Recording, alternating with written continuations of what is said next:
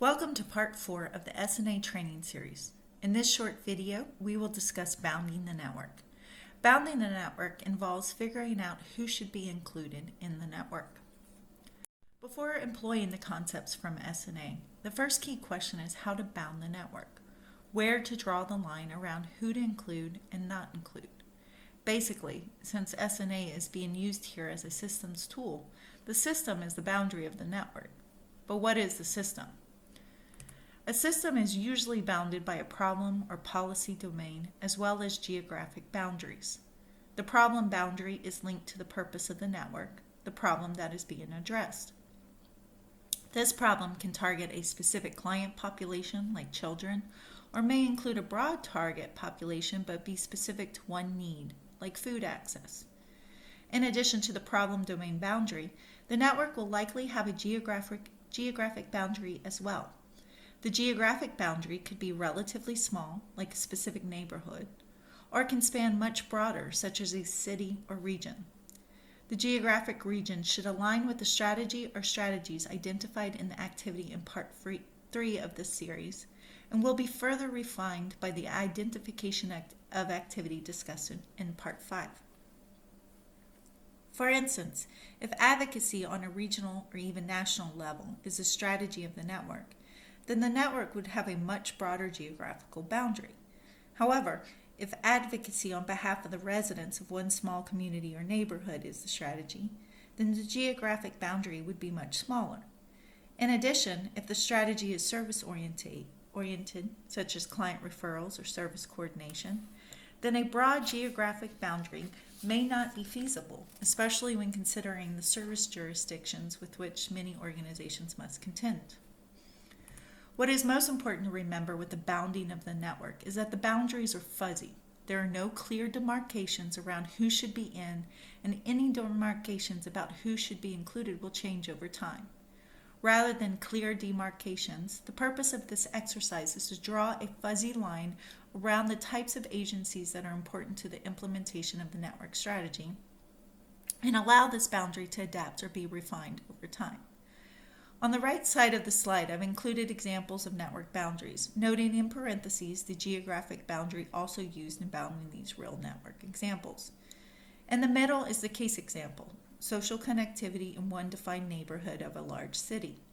The boundary for this example involves a small geographical area, but a broad range of services and organizations likely necessary to engage. Who should be included in this network is fuzzy. But by delineating the problem in geographic boundaries, a group can brainstorm the organizations concerned about the residents of that particular neighborhood, as well as those providing services related to social connectivity. Regardless of what may come of the network, thinking through the boundaries of a system often can have a valuable impact in and of itself. I have several quotes from network participants I've worked with that summarize the value of such an exercise. First is recognizing the multiple overlapping and nested systems important to serving clients. When you know things are out there, you can really help your clients, but you really just don't know what all is involved.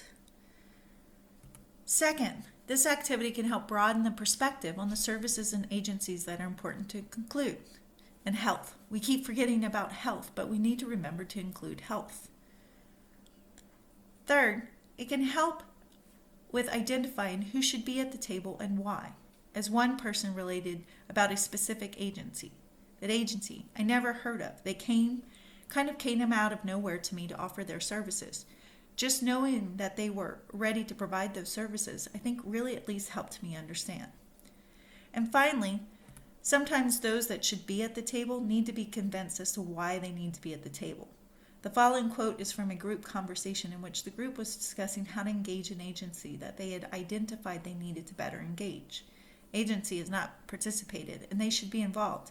Perhaps we should invite them to speak so we can make sure they are at the event. In addition to the value of a network bounding activity, it is also important to keep in mind that the boundary is imaginary and that where the lines are drawn will influence the way the system is perceived. Here, I have two examples of network analysis for two different but similar networks. The boundary on the left is family self-sufficiency in a city, whereas on the right, early child education in a rural region. Many of the organizations involved in early child education are also important to family self-sufficiency. For instance, the dark green U2 square in the circle on the left and the red diamond V1 on the right are the same type of agency, one that is directly involved in early child education. This agency is central and highly connected in the network on the right, but not central and not connected in the network on the left. That is likely because the network on the right is directly related to their mission, early child education, whereas they are important to family self-sufficiency and need to be better connected in the family self-sufficiency system, but they are more peripheral to that system than to the early child education system. So one should not say that U2 on the left is less well connected to the community than V1, because if more agencies involved in child education were included in the system on the left, U2 would probably be more central. The network is a picture, and like with any picture, changing the focus of the lens will change the picture.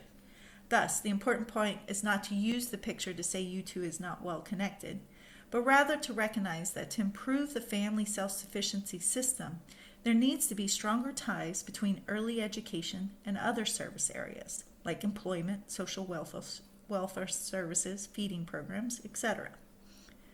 Therefore, bounding the system is necessary to make sense of the system and identify ways to strengthen it, but it is important to remember that where the fuzzy boundary lines are drawn frames the picture. Now that we have discussed the value and pitfalls of network boundary, it is your turn to bound your network. In this exercise, you will brainstorm what the system is that your network is focused on.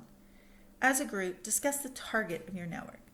Who is the target for your efforts? Who are you focused on helping? Is it a specific community, a specific client group, or both? After identifying your target, examine the interdependence of needs of that target. What are the needs of this target group? How do those needs relate to one another? Does this list of needs change if you take the perspective of the target group? What other needs might be important to include from the perspective of the target group? Taking the list of needs, it is now time to identify who to include in the network. Ideally, the whole system would be included, but that is unlikely, especially at first. Instead, focus on key players, types of agencies, for example, libraries, specific influential organizations, funders, government agencies, etc., or even specific individuals that are champions related to the cause or target population. Also consider that collaboration may need to happen at different levels. You may need agencies or individuals that are directly involved with services, but you also will likely need buy-in from those that control the purse strings or have the authority to affect change. And finally, keep in mind that your greatest assets are those that are willing. Take a look around and consider who is at the table and the value they bring. Leveraging the willingness of those already engaged will get you further than focusing on who to chase with your efforts. Based on who is around the table, which of those other key players are not as important at this time? Other key players will engage over time. Keep in mind that the points from the previous slide, as a group, and in considering your identified network strategy or strategies and the list of needs, list out the key players that need to be engaged. Then, using different color markers, identify those that are already engaged, and those that are priority engaged, and those that need to be engaged eventually. Please note that disagreement, fuzziness, or overlapping among categories is okay. These lists will be refined with the next step.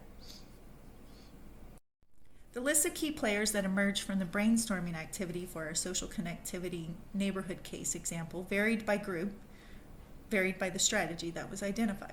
I've included examples from two of the groups. The Youth Champions group identified neighborhood houses, churches, funders, and the local businesses as most important to engage. The Neighborhood Pride group identified residents, schools, business improvement associations, and community centers as some of the main key players.